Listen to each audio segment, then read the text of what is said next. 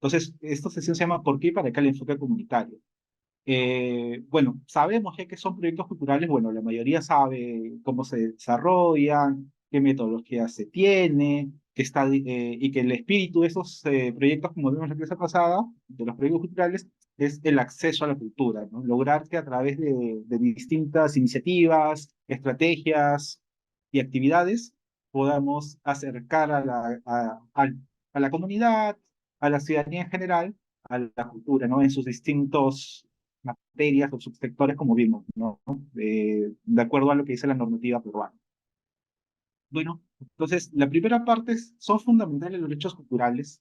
Mucho se habla, pues, al momento de la teoría de derechos culturales, ¿no? Entonces, ¿qué son los derechos culturales? ¿En qué se enmarcan? No vamos a profundizar tanto, pues, en el tema de derecho como tal. Bueno, soy antropólogo y bueno, sé algo, pero no trato de profundizar y tampoco nos va a dar el tiempo para ello, ¿no? Entonces vamos a ver cómo se construyen estos derechos culturales y si en verdad son o no son fundamentales. ¿Por qué? Porque tenemos, por un lado, derechos sociales, ¿no? Los derechos sociales, el seguro de salud, derecho de salud, derecho a la educación, entonces, que son más concretos, los vemos diariamente, derecho a una buena alimentación, entonces pues dentro de eso también podría ser considerado los derechos culturales como derechos fundamentales. Primero que hay que entender que los derechos culturales son parte de lo que se denomina derechos humanos, que creo que es más conocido por nosotros, ¿no? ¿Por qué? Porque todos tenemos estos derechos y el derecho pues en sí es un sistema de reglas y valores cuyo respeto es imprescindible para convivir de manera organizada y pacífica dentro de la sociedad. Es decir, el respeto mutuo entre nosotros es derechos humanos, ¿no? Y tener una vida digna, ¿no? Y en libertad también dicen, ¿no? Digna porque cada persona es un ser independiente y tiene pues capacidades y destrezas diferentes y tiene que saber vivir con ellas. Y en libertad porque tiene que desarrollar esas destrezas y habilidades de acuerdo a condiciones que tienen que darnos, en este caso, los gobiernos. Pero, ¿qué son los derechos humanos? Entonces, son derechos cuyo respeto y protección y promoción son indispensables para que cada ser humano, individual o en comunidad, pueda desarrollar su proyecto de vida dignamente y en libertad. Todos los seres humanos poseemos estos derechos, son indispensables, están incluidos dentro de la Constitución Política del Perú en el artículo 2, ¿no? Los derechos de la persona, ¿no? Y hay una Declaración Universal de los Derechos Humanos, entonces, ese es el marco general que nos da para poder aterrizarlo en qué son los derechos culturales, ¿no? Y si verdaderamente los derechos culturales son parte de este gran panorama, de este gran sistema, y que significa pues que nos, como individuos, nos lleva pues a vivir esta vida digna y en libertad. Por eso tenemos clasificación de los derechos humanos y tenemos pues tres grandes momentos. Algunos le dicen clasificación, otros le dicen generación de derechos humanos. Generación en la medida que van surgiendo a través del tiempo, ¿no? Los primeros derechos que surgen son los derechos políticos y civiles, o viceversa, ¿no? Estos tienen que ver más con las libertades de la ciudadanía, es decir, tienen que ver con que el ciudadano es libre e independiente y que tiene que las facultades para desarrollarse por sí mismo, ¿no? En el caso de los civiles, más a la ciudadanía, y en el caso de los políticos, son aquellos que tenemos derecho a participar en los procesos de los gobiernos. Esto significa que derechos como el voto universal, ¿no? Derechos como el referéndum, cosas de esa naturaleza, es decir, que incidimos directamente dentro de la actuación de los gobiernos. Entonces tenemos a esos los dos primeros derechos que se dan en el siglo XVIII y XIX, ¿no? Algunos de ellos, como menciono acá, son el libre desarrollo de la personalidad, el derecho a la vida, el derecho a la identidad, el derecho a la integridad personal, a la libertad personal, a la libertad religiosa, a la igualdad, a elegir y ser elegido, entre otros. Entonces, vemos que hay una primera generación de derechos eran los que estaban pues más trabajados hacia esa época, ¿no? Posteriormente surgen ya otro grupo de derechos entre el siglo XIX y el siglo XX, ¿no? Son más recientes, los famosos DES, que son los derechos económicos, sociales y culturales. A los anteriores se les aumenta otro tipo de derechos que están más ligados a las condiciones que deben darnos los estados para poder desarrollar. Por eso, pues, se caracterizan porque parten de los gobiernos y que deben conllevar a que las sociedades puedan desarrollarse en paz, justicia, armonía, libertad, entre otros. Tenemos entre estos derechos, ¿no? Por ejemplo, el derecho a la salud, a la educación, al trabajo, a la seguridad social. ¿Qué significa esto? Y acá se encuentran los derechos culturales, que tenemos derecho a que el Estado nos pueda brindar condiciones indispensables para que nos podamos desarrollar como seres humanos. Y, y esos derechos tienen nuevos ámbitos, como el económico, el trabajo, por ejemplo, ¿no? Sociales, como el salud y la educación, y culturales, como la recreación, y ah, también al desarrollo de nuestra propia identidad. Entonces vemos que ahí hay una evolución de los derechos, ya no solo se toca el tema político, el tema más de la ciudadanía, sino el propio desarrollo de las personas. Y por último, también hay que mencionar a los última generación o clasificación de derechos, que son los derechos colectivos o de solidaridad. Y esos son aquellos que afectan a los colectivos en general, como a las naciones. Por eso, un derecho fundamental dentro de este grupo es el derecho a un ambiente sano. Es por eso que se firman en la actualidad protocolos, declaraciones multinacionales a favor del cuidado del medio ambiente, ¿no? Entonces, ¿por qué? Porque el medio ambiente es uno solo para todos nosotros. Por eso son derechos colectivos y de solidaridad. Y esto ya pues es del siglo XXI. Entonces vemos que aquí dentro de este abanico de derechos ya se encuentran los derechos culturales, ¿no? Ahora, ¿por qué es importante mencionarlo dentro de esto y dentro de los derechos humanos en general?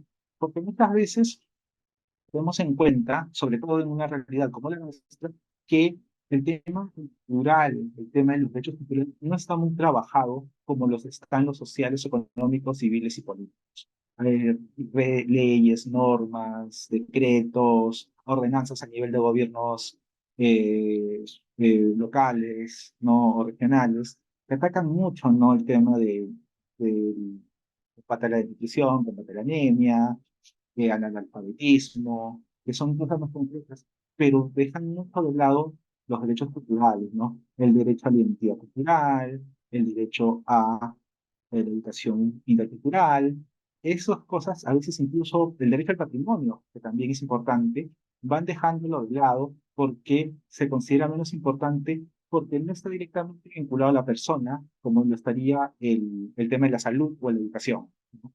Que hay indicadores más concretos. En el tema de cultura no hay esos indicadores y por lo tanto van dejándose de lado ese tipo de derechos. Basta con decir el tema del presupuesto que tiene el sector cultura en nuestro país, que es menos del 1%, a diferencia de lo que es pues educación y salud. Por solo por poner ejemplo. Por eso es importante decir, son en realidad fundamentales, o sea, están considerados como tales dentro de las políticas nacionales y precisamente el objetivo de del proyecto cultural, como decía, es eso, ¿no? El acceso a la cultura, o sea, es decir, eh, un poco acabar con esa brecha que existe en cuanto al acceso a la cultura en este país. Y sobre todo en un ámbito o de un enfoque tan importante como es el cultural. Y normativas sobre derechos culturales hay un montón a nivel internacional, como vemos, ¿no? Que son importantes. En el ámbito nacional recién se están tocando como derechos, ¿no? Tenemos, pues, dentro de las normas principales, el Pacto Internacional de Derechos Económicos, Sociales y Culturales de 1966. A nivel latinoamericano o americano, tenemos el protocolo adicional a la Convención Americana de los Derechos Humanos, que ataca específicamente a los derechos económicos, sociales y culturales, ¿no? Ese es de 1988. También un aspecto importante lo marca a nivel de la ONU, en este caso específicamente la Organización Internacional del Trabajo, el Convenio 169 sobre pueblos indígenas y tribales de 1988, que toca lo que es los derechos colectivos de los pueblos indígenas, entre ellos el derecho a la identidad, el derecho a la libre determinación, el derecho a la consulta previa, que si nosotros en el Perú, pues incluso hay una ley de consulta previa, que surge a partir del convenio 169. la Declaración Universal sobre la Diversidad Cultural de UNESCO de 2001, la Declaración de las Naciones Unidas sobre los Derechos de los Pueblos Indígenas de 2007. Entonces, sí hay importantes normas, no necesariamente, digamos, vinculantes, ¿no? Estas son las más importantes y sí están refrendadas por el Estado peruano. Hay algunas otras más que no lo están, pero que nos dan una idea, pues, de lo importante que son los derechos culturales, tanto a nivel general como específico con el tema de los pueblos indígenas u originarios. Y dentro de eso, del plan nacional, la primera norma que toca de manera, digamos, directa el tema de los derechos culturales es la Política Nacional de Cultura 2030, de, que, que en este caso lo implementa el Ministerio de Cultura desde el año 2020. Incluso dentro del problema público está pues el tema de las brechas sobre acceso a la cultura en general. Digamos, en este caso, lo que se refleja directamente en lo que son los derechos culturales, que están muy desarrollados dentro de nuestro país. Eh, Eso es la normativa que existe actualmente internacional y nacional y que es importante también revisar. ¿Por qué? Porque nos da un marco de referencia sobre lo que nosotros vamos a desarrollar como proyectos, ¿no? Esto también pensando, si bien no es el objetivo de este taller, pensando en la justificación de nuestros proyectos, ¿no? ¿Por qué desarrollamos nuestros proyectos? Tenemos acá algunos documentos que nos pueden ayudar a sustentarlo. Sobre todo aquellos que de alguna otra manera pueden postular a financiamiento. Entonces, hay que tener también muy presente todo este contexto porque nos va a ayudar un montón en lo que podemos desarrollar y nos van a dar también ideas sobre qué podemos desarrollar. Y es así donde justamente la Política Nacional de Cultura en 2030 define pues los derechos culturales como derecho de toda persona a tomar parte libremente en la vida cultural de la comunidad, acceder, participar y contribuir en la vida cultural que sea de nuestra elección. Son los derechos, las libertades y responsabilidades de un individuo colectivo para elegir y expresar su identidad cultural.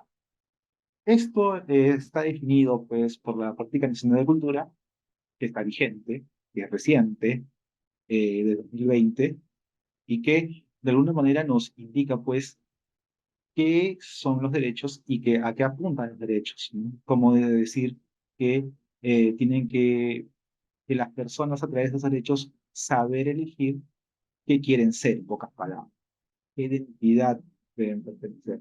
Y para eso, pues, la política da una variedad de estrategias, tiene objetivos prioritarios que nos ayudan a entender un poco más dentro de nuestro contexto hacia dónde apuntan estos derechos culturales.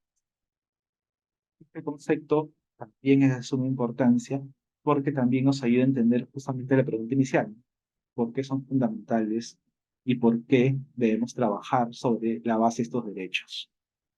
Y algunos ejemplos en las fotografías que podemos ver que he extraído y que también hay algunas organizaciones, seguro reconocen alguna fotografía que se han tomado.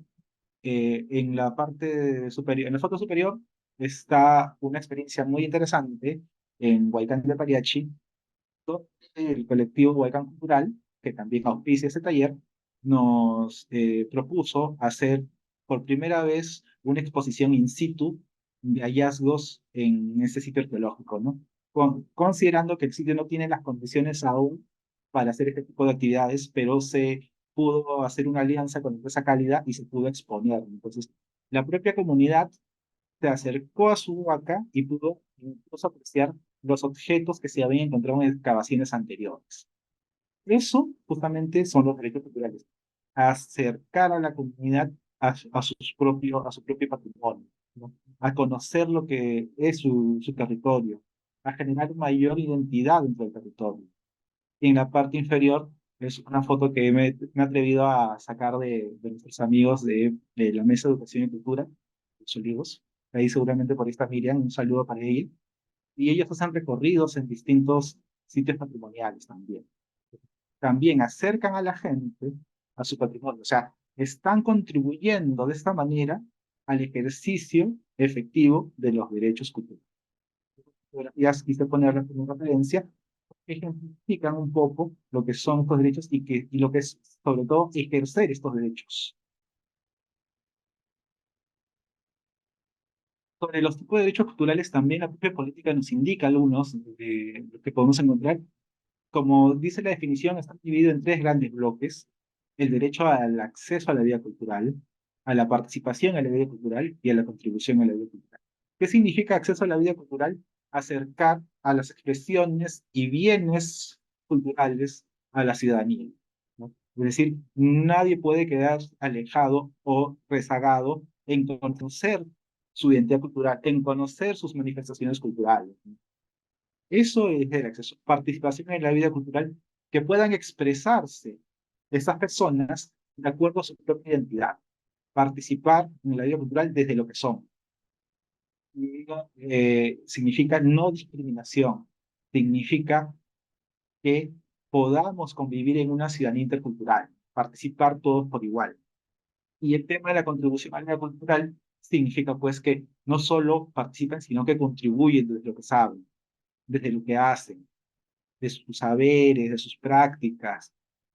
Esto es muy importante tenerlo presente porque de alguna otra manera estos van a intervenir en nuestros proyectos, tanto los de ahora como los que posiblemente podemos desarrollar en un futuro. Y tener presente estos derechos va a ser ideal.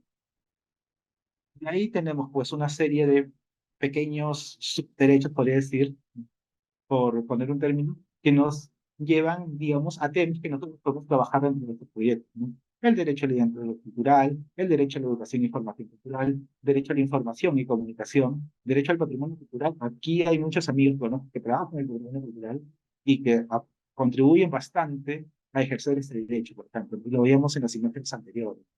El derecho a las expresiones culturales, el patrimonio inmaterial, fiestas como la de la Candelaria que ha pasado hace poco, los carnavales de Cajamarca, que nos llevan pues a ver que podemos expresar, ¿no? Dentro de cada región, las personas se expresan de acuerdo a sus costumbres, a sus creencias, a sus tradiciones. El derecho a la creación cultural, los artistas, ¿no? Sean artistas contemporáneos como artistas tradicionales, los artesanos. ¿Quién no conoce el urbanismo aquí y la variedad de expresiones culturales que tenemos reflejadas en objetos? Y el derecho a la cooperación cultural, es decir, poder desarrollar actividades en conjunto, poder convivir dentro de una ciudadanía intercultural y poder generar este dinamismo que necesitamos, ¿no? Como sociedad, que digamos, como nosotros sabemos, tiene pues muchas brechas dentro de lo social, han pasado muchas cosas y que tan necesarios. Vemos acá también un poco de conceptos que pueden ayudar a aterrizar nuestros propios intereses y expectativas. Y lo que se refleja en la diversidad cultural, no solo, y esto es importante también para entenderlo, ¿no? A partir de los derechos culturales y también de esa gama, ¿no? De acceder, participar y contribuir, ver a la diversidad cultural no solo dentro de lo que es etnias, ¿no? Lo que decimos a nosotros los antropólogos, ¿no? Por ejemplo, pueblos indígenas originarios, comunidades andinas, comunidades amazónicas, sino desde distintos ámbitos como religión, lengua, discapacidad, género, porque de alguna otra manera cada partecita de esto, cada ámbito de esto refleja una identidad cultural propia y que tenemos que construir en conjunto proyectos dentro de esta diversidad. Esto es muy importante porque nosotros, por ejemplo, en los protocolos trabajamos el tema de interculturalidad bastante, ¿no? Digo que es como que uno de los ejes centrales de nuestra carrera, pero tradicionalmente, reitero, se veía como que trabajar con comunidades muy diferentes a las nuestras, ¿no? Ir a la Amazonía y dialogar, entenderlos, el cierre intercultural. Hoy en día no solo es eso, sino también dialogar con las comunidades urbanas, incluso porque no todos pensamos igual. En el caso de los proyectos culturales, eh, nosotros, digamos, como profesionales, tenemos una visión de lo que es el arte y la cultura, pero las comunidades tienen otro diferente, a pesar de que, digamos, en teoría somos iguales dentro de lo que podríamos decir entre comillas etnias, pero tienen una manera de pensar distinta. En el caso del patrimonio cultural, las propias comunidades tienen una imagen distinta de su patrimonio a lo que podemos tener los antropólogos, los arqueólogos, incluso desde lo que es lo oficial, ¿no? Lo que dice el Estado, el Ministerio de Cultura. Y lo bonito de eso es que podemos dialogar, podemos conversar y podemos llegar a acuerdos sobre eso para poder desarrollar actividades. Y parte de eso, pues, es el éxito de muchos proyectos culturales comunitarios, que si bien recogen diversas miradas, siempre prevalece el diálogo. Y a partir de este diálogo pueden tener éxito y pueden tener esa legitimidad, ¿no? Que hablamos la clase anterior y que puedan incluso ser más participativos. ¿Por qué? Porque la gente a la que llegamos con nuestros proyectos, con nuestras iniciativas, con nuestras estrategias, se van a sentir más identificadas con lo que hacemos, con las actividades. Por eso, solo se pone esto como ejemplo, pero hay que tener en cuenta muchos. Un niño de 10 años no va a tener pues las mismas ideas que una persona de 40 o un adulto mayor de 60 años. Entonces, tenemos que saber dialogar con eso, con esa realidad, con esa diversidad cultural, para poder desarrollar mejores proyectos más adecuados, más idóneos. Y es justamente que el ejercicio pleno de los derechos culturales, como todo derecho, se consigue a través de cuatro, digamos, conceptos fundamentales, que esos están definidos incluso desde lo que es la propia Organización de las Naciones Unidas, ¿no? Que tiene que haber disponibilidad para ejercer los derechos culturales, ¿no? ¿Qué es la disponibilidad? Que debe ser, que debe haber los recursos necesarios para que las personas puedan acudir a ellos. Puede ser estos recursos desde bienes tangibles como intangibles. Por ejemplo, proyectos que se orienten a llevar a recorridos en zonas arqueológicas o que puedan enseñar a las personas, digamos, técnicas de tejido, técnicas de arpillería, modelado en arcilla. Entonces, debe ser disponible para las personas. Debe haber una oportunidad para ellos de poder participar en lo que nosotros hacemos, ¿no? De ahí la adaptabilidad. Es decir, que nuestros proyectos, nuestras iniciativas, para que los derechos se cumplan, debe haber eh, una flexibilidad a las realidades. Es decir, no podemos imponer cosas desde afuera, sino debemos, como reitero, dialogar y concebir proyectos ideales para cada una de las comunidades donde intervenimos, ¿no? Y incluso esta actividad se refleja en los recursos que podemos llegar. Si queremos eh, hacer pues proyectos de digamos, enseñanza de instrumentos musicales, debemos saber llegar a esas personas, debemos tener estrategias adecuadas, digamos, estrategias lúdicas, pedagógicas, entre otras, para poder desarrollarlo. Debe ser adaptable a lo que podemos encontrar en la realidad. Esto significa que no todas las realidades van a ser iguales y no todos los proyectos van a funcionar de igual manera en distintas realidades. A pesar de que un proyecto puede haber sido exitoso en determinada comunidad, pero en el otro no puede ser exitosa porque las realidades de las condiciones son distintas.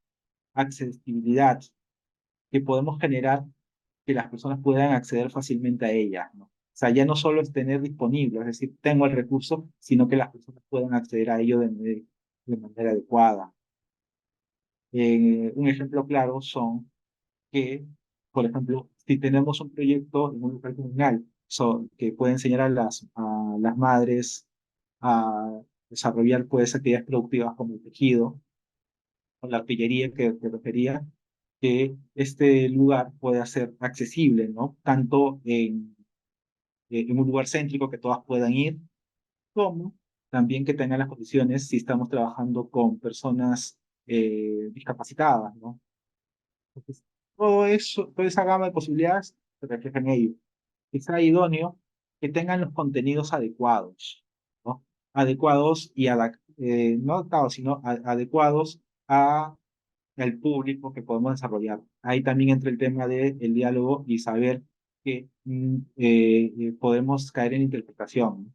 No es lo mismo hablar con una persona de clase media, de un sitio como San Isidro, de hablar pues con una persona de una comunidad, no sé, pues de Cajamarca, o hablar con un niño y un adulto, hablar con un hombre y una mujer. Depende mucho de cómo vayamos construyendo el proyecto y cómo vayamos conociendo la realidad, ¿no? Por eso se habla de idoneidad. Aterrizar lo que nosotros hacemos en determinados territorios. Y aceptabilidad, construir esta legitimidad para que las personas se sientan identificadas con nuestros proyectos. Eh, por ejemplo, desde los contenidos, desde la accesibilidad, la actividad y disponibilidad, la comunidad se puede sentir identificada. No solo eso, sino también hay otras, digamos, hay otros factores importantes. Uno de los factores que consideramos siempre es que los proyectos generalmente son desarrollados por personas que viven en las propias comunidades que están beneficiándose. Y eso genera un plus a los proyectos en la medida de que las personas participan porque se sienten identificados con las personas que los realizan, ¿no? O que los impulsan. Y otro, un caso diferente, cuando son proyectos que vienen desde afuera o son construidos por personas que no viven en la comunidad, que se construyan de manera participativa, para que las personas se sientan identificadas. Son estos puntos que deben ser considerados dentro de los proyectos porque son parte del ejercicio pleno de los derechos culturales que debemos tener presente, ¿no? Entonces ahora, a partir de lo que hemos visto, vamos a ver dos enfoques, ¿no? Yo le digo enfoques que son extraídos básicamente de lo que es la animación sociocultural, pero que creo que dentro de la amplitud de lo que es la gestión cultural, también tiene una buena medida de lo que podemos buscar, ¿no? Y esos conceptos son la democratización de la cultura y la democracia cultural, que si bien se parecen bastante, vamos a ver que son completamente diferentes. Y acá sí vamos a un poco dialogar un poco más con ustedes para ir aterrizando estos conceptos y viendo efectivamente en cuál de los dos podemos enmarcar nuestros proyectos, ¿no? Por ejemplo, para reflexionar la primera parte, tenemos dos imágenes. Una imagen tenemos el autosacramental, la vida en sueño, y por el otro lado tenemos pues a los ambulantes. Entonces, una primera pregunta sería, ¿cuál de los dos sería cultura? Correcto, los dos son cultura, los dos son expresiones culturales. Dentro de lo que podemos saber como gestores, los dos están dentro de la misma categoría. Ahora, pero para algunos, la alta cultura, como lo expresa el autosacramental, podría ser mejor que el otro. Y, por ejemplo, en un barrio, para algunos, llevar un autosacramental como este, ¿no? Con lo que significa la trascendencia que tiene, está acercando la cultura, dice a la comunidad. Es como llevar una orquesta sinfónica a la comunidad. Estamos acercando la cultura a la comunidad. Todo lo contrario sería pues como los cómicos ambulantes, ¿no? Que digamos es más popular y que de alguna otra manera es más cotidiano incluso. Entonces, para algunas personas, uno es más cultura que el otro. Y si hablamos de un proyecto cultural, generalmente pensamos en llevar cultura a la comunidad que no tiene cultura. Y esto está muy vinculado a lo que decíamos sobre el concepto de cultura y la alta cultura que se tenía en el siglo XIX, ¿no? Es decir, llevar a la gente que no sabe, a los incultos, llevar la cultura. Y esas culturas se reflejan en las expresiones máximas de la cultura, ¿no? Como grandes obras de teatro, orquesta sinfónica, música clásica, entre otras. Ambas son expresiones, ambas son cultura, ambas pueden ser trabajadas por nosotros incluso, ¿no? De distintos ángulos, de distintos enfoques, distintos contenidos, pero eso es una las primeras imágenes que querían que vieran para reflexionar. Ahora tenemos otras dos imágenes, ¿no? En una tenemos las famosas giras Bicentenario, que hacía pues el proyecto especial Bicentenario por la Independencia del Perú, ¿no? Entonces, justamente llegaba cultura a distintas regiones, ¿no? En este caso, en Tacna.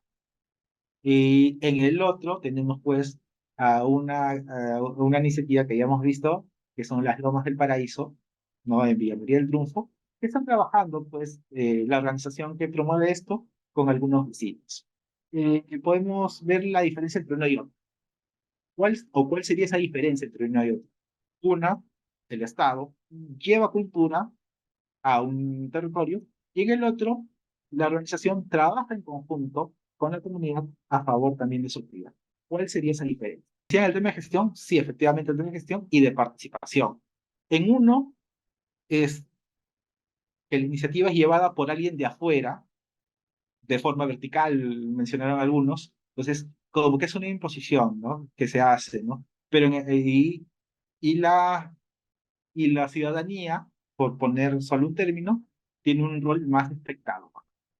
Mientras la segunda es todo participativo, ¿no? Entonces, participativo, la forma de gestionar es colectiva, hay un involucramiento directo, y la iniciativa parte desde abajo de esa propuesta. Eso también quiero llevarlo porque sí, efectivamente, en algunos casos, nosotros, me incluyo, creemos saber lo que es cultura, lo que es gestión, y lo que construimos es a partir de lo que nosotros creemos, y no necesariamente de lo que la comunidad desea o interpreta. En ese sentido, estamos imponiendo una forma de ver la cultura, de ver actividades artísticas, y no estamos considerando. Entonces, estamos diciendo, estamos llevando un proyecto y mientras la gente es espectadora, mientras de otro lado, y creo que acá coincidimos casi todos con eso, o todos, que debemos hacer participar a la comunidad. Eso es, digamos, importante, ¿no? Dentro de los proyectos comunitarios y dentro de los enfoques de gestión que podemos desarrollar. Acá, me da culpa, yo, como lo mencioné, o se me pasó en el que pasado, yo trabajé también en cultura, trabajé en áreas que se dedicaban a difundir el patrimonio, y nos dedicábamos a esto, ¿no? A llevar a las escuelas el mensaje de qué es patrimonio, desde el discurso del Ministerio de Cultura del Estado, ¿no? Y la otra fotografía también es de parte del Estado, pero en este caso de un taller más participativo, en donde la gente podía un poco mencionar qué es la promoción de la cultura o el promotor cultural. Entonces, se recogía un poco más las ideas de las personas, de los participantes.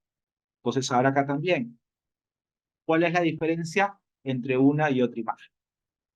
En la primera imagen, lo que se busca es básicamente sensibilizar el patrimonio. Incluso hay un antropólogo, Rodrigo Ruiz, que trabaja en Proyecto Campañán, que habla esto de una sensibilización unidireccional. O sea, le pone así el término. Es decir, yo he estado, en este caso particular, no es porque tenga nada con el Estado, pero yo he estado, le enseño a los niños sobre qué es patrimonio. Y la otra, que también fue un proyecto promovido por el Estado, en realidad dialoga con el participante para saber específicamente qué es lo que él entiende, ¿no? Desde esas aproximaciones que decía Samantha. Esto es importante también porque también nos lleva a reflexionar sobre lo que nosotros queremos transmitir. Eh, y justamente como dice también Omar, dice, en la segunda imagen son los propios ciudadanos quienes definen qué es el patrimonio, en este caso más es promoción, pero también podría aplicarse al patrimonio. Es decir, se concibe, se construye el concepto, mientras que en el otro el concepto básicamente te lo transmite. No hay esta retroalimentación que sí hay en la segunda imagen. Eso también debe quedar claro. Es decir, cuando nosotros construimos un proyecto, no buscamos sensibilizar desde lo que nosotros sabemos, sino buscamos construir. Conocen, ¿no? Y esto también nos trae a colación de que no por ser nosotros impulsores de un proyecto, no por ser nosotros profesionales, no por ser nosotros un poquito más educados que, digamos, las comunidades en las que podemos desarrollar nuestros proyectos, sabemos más que ellos, ¿no? Ellos también saben un montón, ellos también tienen sus propios pensamientos, su propia cosmovisión, sus propias costumbres, saberes que nos pueden incluso enseñar a nosotros más de lo que podemos imaginar. Y es ahí, pues, aterrizando esas nociones, vemos, pues, nuestra posición de gestores, por ponernos un término, y del público o beneficiario desde el otro.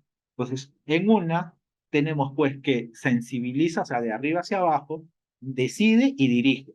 Esto es lo que se ha visto en cada una de las láminas anteriores, que buscamos sensibilizar al otro desde lo que nosotros creemos, que buscamos decidir sobre el otro y buscamos dirigir o tener el control sobre lo que hacemos, ¿no?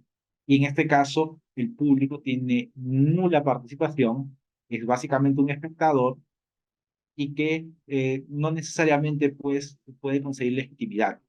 El otro caso, lo que parte es que partimos directamente de lo que desea, busca, analiza, reflexiona nuestro público para nosotros ser esos facilitadores, ¿no? Como de nuestra posición de gestor. Entonces, dialogamos, construimos y gestionamos. Esas son dos grandes diferencias que tenemos que tener presente. Y como digo, no es que necesariamente o conscientemente hagamos lo otro, ¿no? Arriba hacia abajo, pero muchas veces caemos en eso más por costumbre. No es fácil, ¿no? Hay que tener siempre abierto todos los sentidos para no perder este rumbo que ir construyendo desde abajo hacia arriba. Y esto pues lo aterrizamos en lo que son los enfoques de gestión, que es denominado así, como la democratización de la cultura y la democracia cultural. La democratización de democratización cultural o de la cultura, perdón, acá se han puesto el término, igual lo corrijo antes de enviárselos a ustedes, es que parte del oficial, ¿no? Es decir, parte desde arriba, sea el Estado o seamos nosotros mismos de repente. Entonces, lo que nosotros creemos, eso buscamos que el otro lo comprenda. Entonces, y acá la cultura es entendida como un bien colectivo, es decir, que todos deben tenerlo, pero desde una posición única, que la cultura como alta cultura, ¿no? Como artes plásticas, eh, que son de relevancia, pues, mundial, al autosacramental que veamos, la música clásica, o sea, por escuchar música clásica voy a cultivar o culturizar al otro. Entonces, es decir, acá se considera como un bien colectivo, pero único, que debemos llevárselo al otro, ¿no? Una política cultural desde la cúspide, como veíamos, es decir, que no es pensada desde el diálogo y la reflexión de nuestro público, de nuestros beneficiarios, sino desde lo que nosotros creemos conveniente. Los ciudadanos son público espectador, ya lo veíamos en la lámina anterior, en las imágenes, y eso tenía una recepción pasiva. Es decir, que veían el espectáculo, participaban del taller, pero más allá de ellos no tenían ese poder de decisión sobre el mismo. Se promueve la cultura museal oculta, ¿no?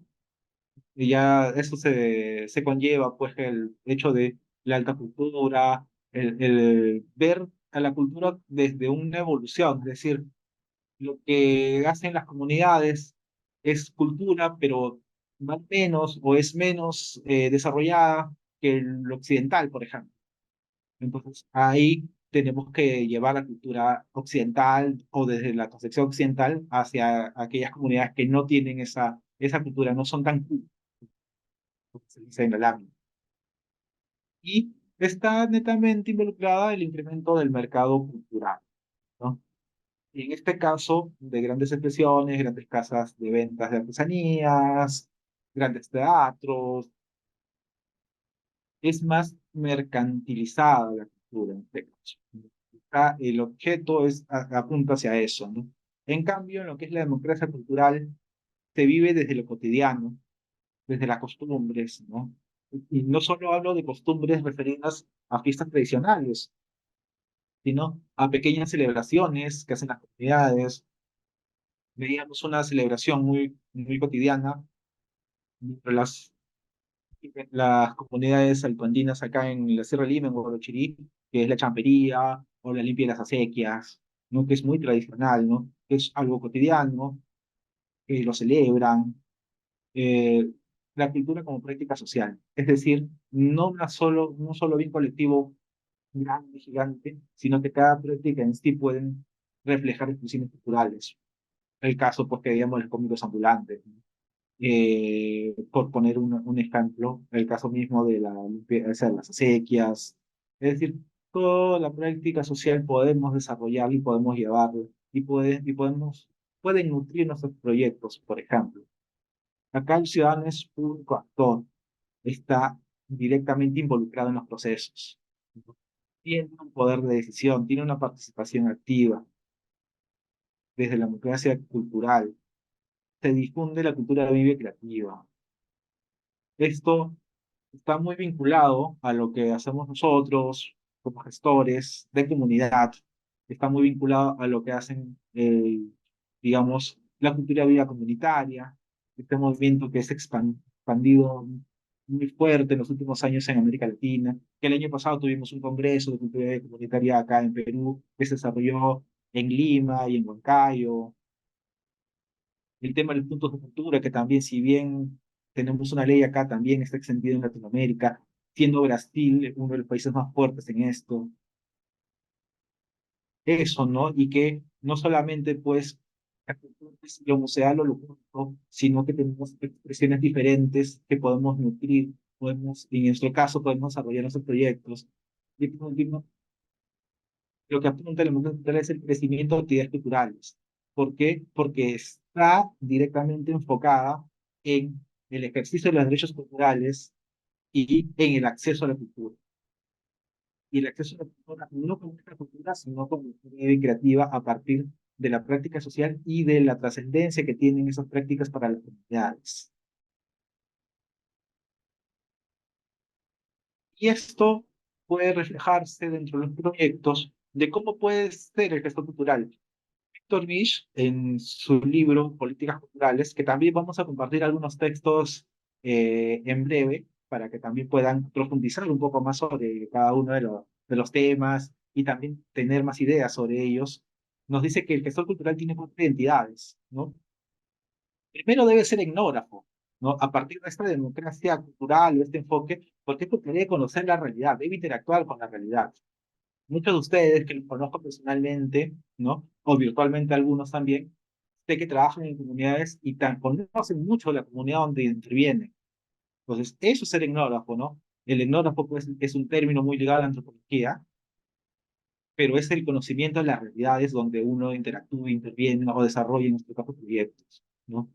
De ahí debe ser curador, es decir, aquellos expresiones o bienes que resguarda, tiene que conocerlos muy bien para poder transmitirlos adecuadamente. Eso se refiere Víctor Vich cuando dice el término curador, ¿no? Es decir, aquel que resguarda, que sabe, que conoce. De ahí también tiene un tema de militante, porque de alguna otra manera somos militantes por múltiples razones. Una de ellas, ser militante porque estamos bregando en un país donde la gestión cultural está consolidada y donde no hay mucho apoyo al sector cultura, ¿no? Y que tenemos que militar porque tenemos, por ese lado, bregar contra eso, y por otro lado, no solo, no solo entender la gestión cultural como la actividad de un día, ¿no? Me ha pasado muchas veces que dentro de organizaciones culturales grandes, el propio Estado, lo que hacen es ir a la comunidad, y lo creo que lo mencionaba en la clase pasada, ir a las comunidades y hacer una actividad de un día, ¿no? Y de ahí retirarse y no volver hasta el siguiente año, en el mejor de los casos. Militante porque debe ser constante, ¿no? Es decir, que debe haber una mirada a largo plazo en nuestros proyectos. Por eso son proyectos. Y, y queremos cambiar la realidad, queremos contribuir a mejorar la realidad, debemos ser militantes porque debemos ser constantes. Y por último, la identidad que debemos tener muy presente y que él lo refiere porque sí, muchas veces carecemos de eso, es del administrador. Veíamos algunas cualidades la clase pasada sobre esto y es importante porque sí, debemos tener este rol, esta identidad de administrador para saber un poco planificar, dirigir, ordenar nuestros proyectos, pero sobre todo tener metas claras, ¿no? Indicadores claros. Ya les pongo una anécdota que me pasó hace poco, ¿no? Una profesora amiga mía está en proceso de sacar un libro, ¿no? Un libro para escolares. Entonces, ellos son profesores, un grupo de profesoras, en la profesión amiga, recurrieron pues a distintas instancias, ¿no? Para poder hacer el financiamiento, ¿no? Porque como consideran sacar un libro costoso, por más pequeño que sea, ¿no? Y sobre todo un libro que para escolares, con ilustraciones, es complicado de financiar. Y en una de esas, en una de las cosas que tocaron, eh, la contraparte le menciona pues que, ya, entonces quiere que pongamos todo, porque ellos solo tenían lo que se dice el machote, ¿no? Que pongamos todo el financiamiento. Entonces, pero yo les digo, pero no es todo el financiamiento. ¿Por qué? Porque ellos ya tienen el machote, han hecho un trabajo de investigación, un trabajo pues de redacción previo, ¿no? Que es importante. Pero muchas veces caemos en eso, por ejemplo, ¿no? Nosotros mismos, o quizás otros, no valoran el trabajo que se realiza. Y eso tiene que ver un poco el tema de ser un poco administrador, ¿no?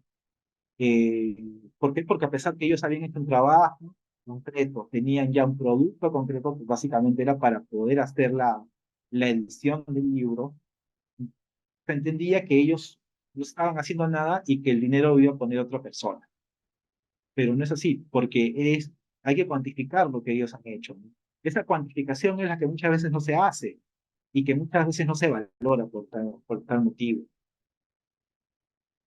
En muchas organizaciones culturales que son voluntarias, ¿no? La gran mayoría son voluntarias, por lo menos la que conozco, ellos no se consideran como un activo, ¿no? Como el potencial humano, no más que un recurso, un potencial humano que debe ser cuantificado.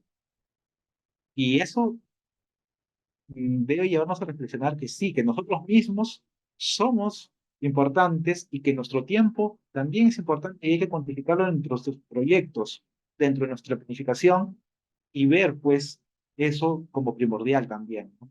No es porque nosotros queremos ganar dinero con eso, pero sí es importante porque debemos saber cuánto estamos invirtiendo nosotros mismos, ¿no?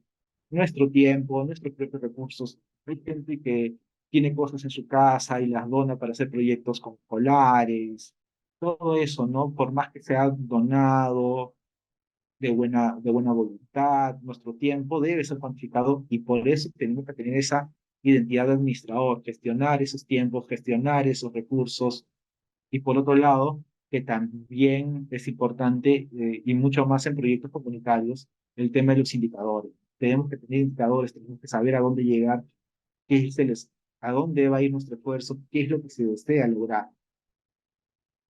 Esto hay que tenerlo muy presente, que no nos pase como el caso que expuse, ¿no? Que por hacerlo voluntariamente no es que no hagamos nada o que no aportemos nada, sino que aportamos bastante. Y nadie puede venir a decir que si nos financia nuestro proyecto, a pesar de que nosotros ya tenemos diseñado el proyecto y nosotros vamos a ejecutarlo, que nos falte algún tema logístico que queramos financien, no solo por poner dinero, nos están financiando todo el proyecto, ¿no? Eso hay que tenerlo claro, lo quería de mencionar como anécdota para que valoremos también lo que hacemos, ¿no? No solo por lo que logramos, sino por lo que estamos aportando. Y algunos ejemplos de estos proyectos, de estos enfoques, ¿no? Tenemos pues ahí eh, taller de tejido con madres en la comunidad de Chuquitanta, en San Martín de Porres, a cargo del colectivo Capasumayu, que es uno de los más antiguos colectivos patrimonialistas, podría decirse. Ellos trabajan mucho lo que es el sitio arqueológico El Paraíso en San Martín de Porres, y dentro de esas propuestas que tienen talleres con personas adultas mayores, en este caso mujeres, para tejidos, ¿no? Esas fotos de hace algunos años, pero que tienen mucha relevancia porque intervienen en una comunidad, ¿no? Trabajan a partir de lo que tienen, los activos que tienen y quieren lograr un cambio. En la segunda foto inferior está pues el colectivo Huaycan Cultural, que en este caso, en unas fechas especiales de su iniciativa, que es Un Domingo a la Huaca, hicieron una función de títeres, ¿no? sobre temas prehispánicos, dirigido principalmente a niños. Podemos ver la imagen.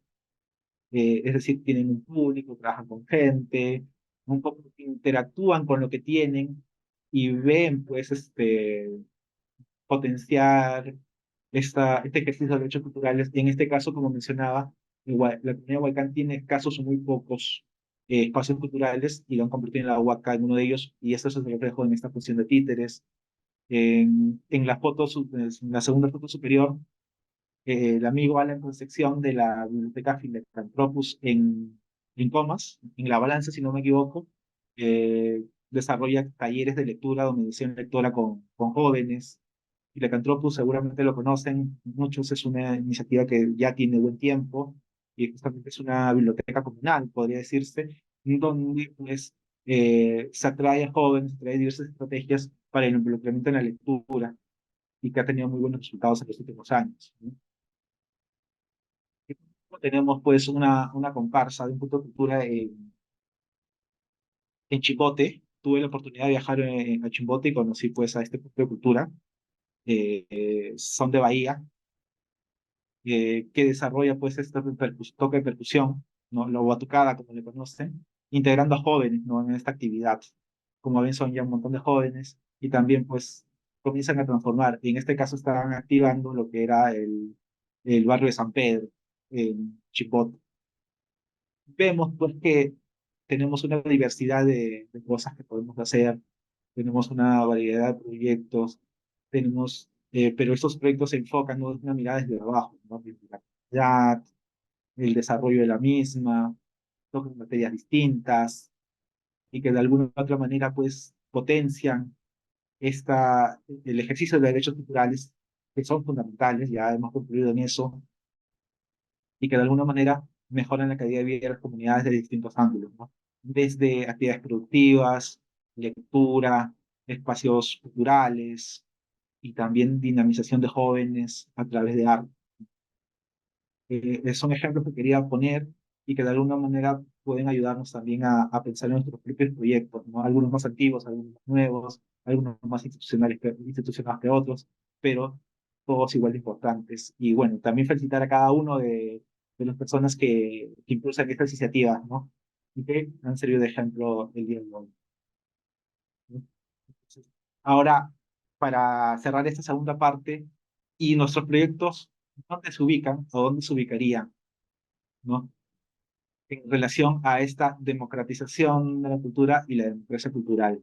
Creo que podemos concluir algunas cosas, pero quisiera leerlos sobre cómo podríamos democratizar hacer una democracia cultural a partir de nuestros proyectos. Y es participación en políticas culturales de abajo, ¿no? Justamente un poco abarcando el tema de lo que nos mencionaba Junior, el tema de lo participativo y en qué momento poder aterrizarlo. Bueno, primero, a grandes rasgos, la participación. ¿Qué es la participación? Es la forma de intervención social que le permite a los individuos reconocerse como actores, ¿no? Que al compartir una situación determinada tienen la oportunidad de identificarse a partir de intereses, expectativas y demandas comunes y que están en capacidad de traducirlas con cierta autonomía frente a otros actores sociales y políticos. Esto es importante en, en la medida que es lo que nos lleva a participar. Y justamente esto es aplicable tanto a nosotros como gestores, como a las comunidades en las cuales vamos a intervenir. Eh, y esto, hay que reiterarlo, es a partir del diagnóstico que podemos desarrollar, ¿no? Porque es importante tener una visión previa del territorio que queremos transformar, porque como dijo también Junior, es un tema de prevención y también de transformación de realidades, ¿no? Porque estamos transformando de alguna manera la realidad que queremos trabajar.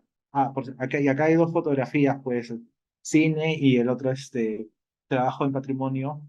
Ambas, pues, vemos que hay una interacción directa con las comunidades, ¿no? Y buscamos ese tema de participación, ¿no? Dentro de nuestros proyectos. Y ahora, los tipos de participación. Y esto es importante para aterrizar ya en lo comunitario nuevamente, para ver cuál es el key, cuál es la esencia, la naturaleza de los proyectos culturales comunitarios. Tenemos, de manera general, según lo que nos Indica la Convención 4 tipos de participación. La participación política. ¿Qué es la participación política? Lo más común es aquello donde intervenimos en las decisiones de gobierno o que tienen incidencia en el gobierno. La votación, por ejemplo. Es una participación política. Todos nosotros, mayores de edad, por supuesto, votamos, ¿no? Y eso nos demanda que es una participación política que está normada, hay leyes, hay instituciones que mandan la votación, eh, entre otras, ¿no? Esa es la participación política a grandes rasgos. La participación ciudadana, ¿es diferente de la política? Sí. ¿Por qué? Porque la participación política tiene mecanismos establecidos. La participación ciudadana tiene mecanismos de diálogo, como el presupuesto participativo, por ejemplo, que todos conocemos, o la mayoría conocemos, que es un mecanismo instaurado en gobiernos locales para determinar en dónde se va a desarrollar determinados proyectos a partir de una priorización desde la voz de los vecinos. Este es el presupuesto participativo, y participación ciudadana es cuando nosotros como ciudadanos tenemos injerencia en las decisiones, en los asuntos públicos.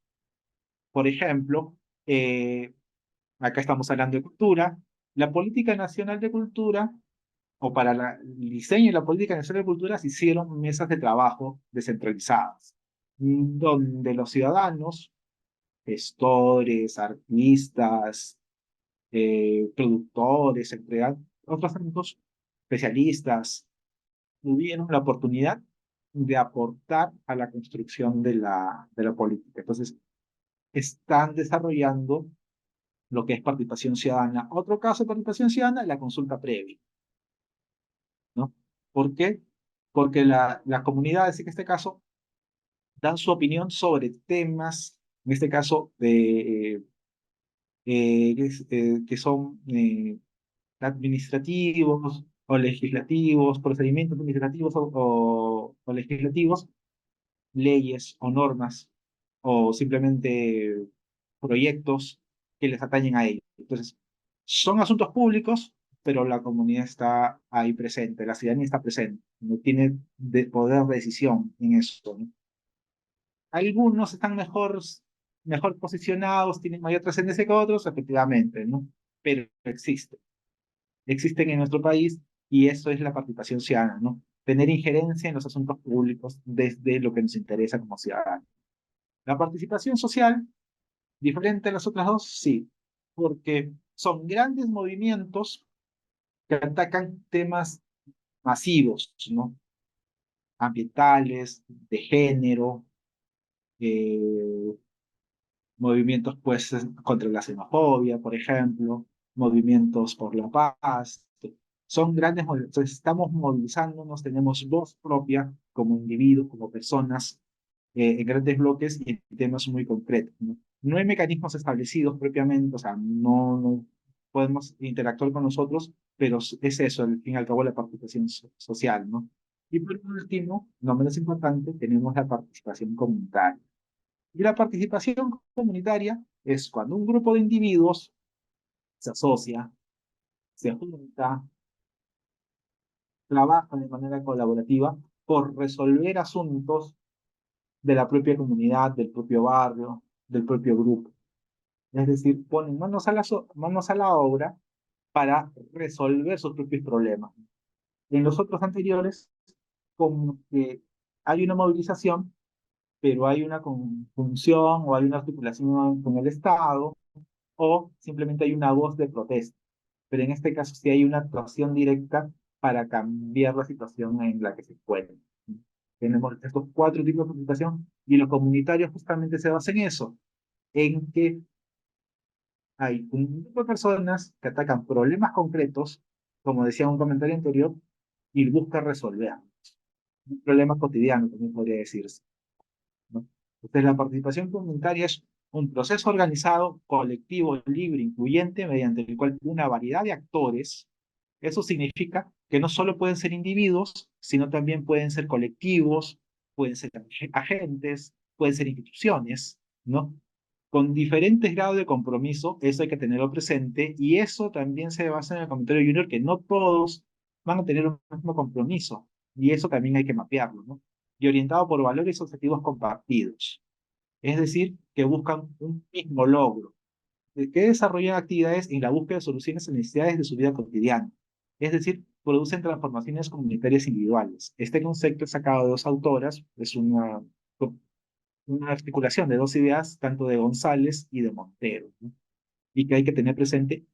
Y este es el key de los proyectos culturales comunitarios, es decir, resolver problemas, que los proyectos resuelvan problemas cotidianos, problemas del territorio, que busquen transformaciones sociales.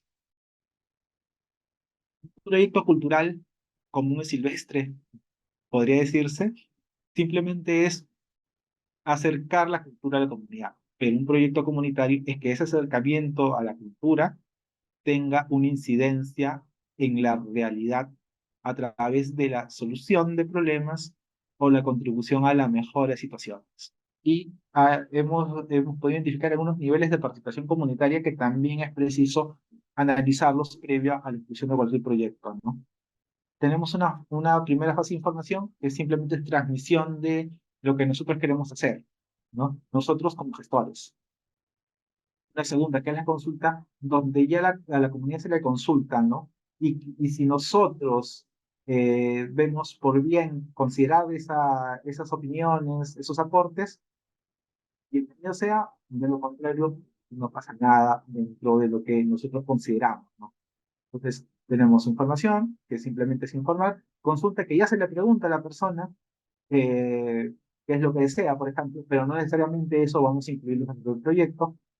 De ahí seguimos el tema de decisión, donde la comunidad participa ahí activamente en las tomas de decisiones de los proyectos, que es un poquito más elevado que los dos anteriores, porque sí se consideran esas opiniones. Entonces, acá se puede decir que los proyectos, ya aterrizando en nuestro caso, pueden ser participativos, pueden ser colaborativos, pueden ser co-construidos, ¿no? Y por último tenemos el tema de lo que es la gestión, ¿no? Que es básicamente donde la comunidad se cumple el pleito y desarrolla con nosotros, o desarrolla incluso por ellos mismos, las actividades de lo que queremos lograr. Entonces, la gestión es el nivel más elevado por cuanto supone que poseen las competencias y recursos para el manejo autónomo de ciertas esferas de la vida colectiva. Entonces, esto es importante también tenerlo en cuenta porque podemos tener proyectos, pero también tenemos que ver en qué nivel de participación buscamos, qué nivel de participación podemos lograr. Y eso se correlaciona con lo que en la realidad no necesariamente va a funcionar en la idea de que el proyecto sea súper participativo y que desde el diagnóstico hasta la ejecución y la evaluación final sea participativa. No funciona de esa manera, tenemos que tener bien, bien metidos en la cabeza. ¿Por qué? Porque las realidades son distintas, algunas más complejas que otras, algunas más difíciles de trabajar que otras, pero por eso tenemos que tener esa identidad también de ignógrafo que nos decía Víctor Bish para poder visualizar lo que queremos y cómo lo podemos conseguir. Recordemos también que hay que hacer una autoevaluación de nuestros propios recursos, ¿no? Porque si bien que queremos lograr cambios sustanciales en las comunidades, queremos atacar estos problemas que nos dice la definición de comunitario, eh, lo que tenemos que ser realistas con nosotros mismos, ¿no? ¿Qué podemos desarrollar? ¿Qué podemos atacar? ¿En cuánto tiempo lo podemos desarrollar? ¿Cuáles son nuestros recursos para ello? Etcétera. Tenemos que hacer una autoevaluación de nuestra propia iniciativa para ver eso, ¿no? Tampoco, porque podemos construir un superproyecto, pero al final nos damos cuenta que nosotros no nos podemos dar abasto para ello. Hay que tener presente que los proyectos en general, y lo veamos en esta jerarquía de niveles, ¿no? Desde el plan, programa y proyecto, los proyectos lo que buscan es contribuir a la mejora de una realidad, porque por eso es proyecto, al fin y al cabo. Entonces, tampoco esos proyectos puedan resolver la vida de las comunidades, de los barrios, de los grupos donde intervengamos. Y esta también dejo la referencia ahí desde Sousa, Mace Palacios, que realizan un mapeo de unas distintas escaleras, a veces escaleras de participación, y aterrizan en esos cuatro grandes bloques. Y es ahí donde vamos pues a ver la política cultural, ¿no? ¿Qué es la política cultural? Hemos visto los derechos culturales, participación, entre otros conceptos importantes. Entonces, ¿qué es política cultural y qué no es política cultural? ¿Qué es política cultural? Es un conjunto estructurado de acciones y prácticas sociales, de agentes sociales y culturales que surgen como resultado de unas finalidades sociales y se traducen en necesidades, demandas, problemáticas y de intereses condicionadas por unos antecedentes históricos, ¿no? Su fundamento es el tratamiento de la cultura tanto en su versión restringida como de manera amplia. Por un lado, busca generar mejores condiciones para el libre desarrollo de la producción cultural y por otro, aspira a hacer más visibles las medidas en que los ciudadanos somos constituidos. En una política cultural es lo que nos ayuda dentro de la gestión cultural a acercar, pues, ¿no? Acercar a la cultura de la comunidad, a el ejercicio pleno de los derechos culturales, a que se fortalezca la identidad, a que se desarrollen las actividades culturales en general, tienen una finalidad concreta. Y hay que diferenciar lo que es política cultural de lo que es política pública, ¿no? Política pública ejercida desde el Estado. En cambio, la política cultural podemos desarrollarlo incluso desde nuestros colectivos, desde nuestras iniciativas, por ejemplo. O sea, desde esta definición, que es muy amplia, lo que podemos decir es que nosotros, de nuestros proyectos, también podemos hacer una determinada política cultural dentro de los territorios donde intervengamos, ¿no? Entonces, no intentamos política cultural como que, política, Estado. No, nosotros como gente, por eso habla de agentes culturales, sociales, podemos desarrollar políticas culturales desde lo que hacemos, ¿no? Por ejemplo, Huaycán Cultural con actividades artísticas para la activación del espacio patrimonial, los amigos de las Bocas de la Victoria, llevando gente constantemente a conocer estos sitios arqueológicos en un distrito donde no se conoce mucho patrimonio arqueológico, la red de microcines Muki, llevando pues entretenimiento desde un cine social a las comunidades en Ayacucho, y las bibliobicis de Arequipa llevando pues esta mediación lectora y la lectura a través de esta cosa tan dinámica y bonita que es la bicicleta, ¿no? Y portar para que la gente pueda acercarse a los libros. Son políticas culturales en sí mismas, ¿no?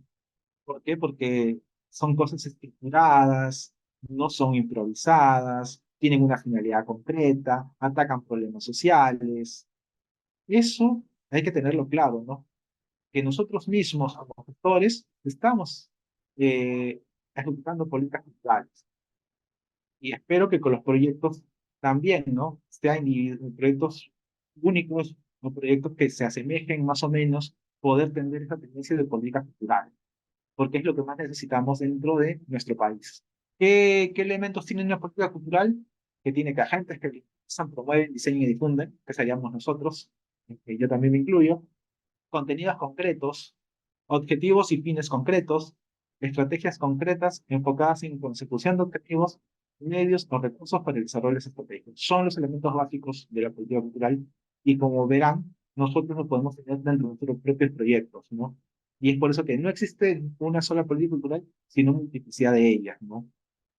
Y dentro de eso aterrizamos en lo que son los proyectos culturales con enfoque comunitario, como una de las políticas culturales, y en sí los proyectos también pueden desarrollar, de acuerdo a la materia que tenga el territorio donde intervengan, políticas culturales. ¿Qué hacemos nosotros en concreto? Política cultural. Y eso es importante tenerlo claro y sobre todo que son hechas desde abajo. Hay políticas culturales desde el Estado, también hay políticas culturales del Estado, pero también nosotros desde abajo construimos nuestras propias actividades culturales que deben ser reconocidas. ¿Y por qué? Porque el objetivo es que debe crear espacios para que la sociedad pueda reflexionar sobre sí mismo, ¿no? La responsabilidad de la gestión cultural radica en contribuir a formar mejores ciudadanos. Y esto no es el Víctor Vich, y puedo agregar, y lograr mejores condiciones de vida para esos ciudadanos. Condiciones de vida en el sentido no solo de la vida propia, sino también en estas condiciones que nos ayudan externas a desarrollar como seres humanos. Eso es lo que hay que entender, ¿no? La imagen que refleja mucho eso, ¿no? Que es como que la gente se acerca a su identidad, ¿no? Por ejemplo, esto de acá que está en la imagen me parece interesante porque se le conoce como mapa de la identidad, ¿no? Que rastrea entre los niños, ¿no? A sus padres y ven, pues, que cuál es toda su genealogía, digamos, territorial, ¿no? De qué territorio vienen los abuelos, los papás y dónde están ellos ubicados, para encontrar esta diversidad. Eso también parte de una política cultural de identidad que debemos preservar y debemos fomentar. Y para ir cerrando ya la sesión de hoy día, tenemos la promoción de la gestión cultural comunitaria. Sí, en nuestro país por lo menos existen dos mecanismos, eh, unos más potentes que otros, unos en mejores condiciones actuales que otros, pero existen, ¿no? Primero tenemos los puntos de cultura, que es un programa instituido por ley, ¿no? La ley de promoción de puntos de cultura, que busca ampliar el ejercicio de los derechos culturales a nivel comunitario, ¿no? ¿Qué son los puntos de cultura? Son pues estas organizaciones artísticas culturales que buscan mejorar sus barrios, ¿no? Sin fines de lucro, por supuesto, y tienen públicos específicos. Seguramente acá hay algunos integrantes que pertenecen a un punto de cultura, o si no, por lo menos han conocido a gente o a puntos de cultura en sí. Y por otro lado tenemos el programa de cultura de vida comunitaria.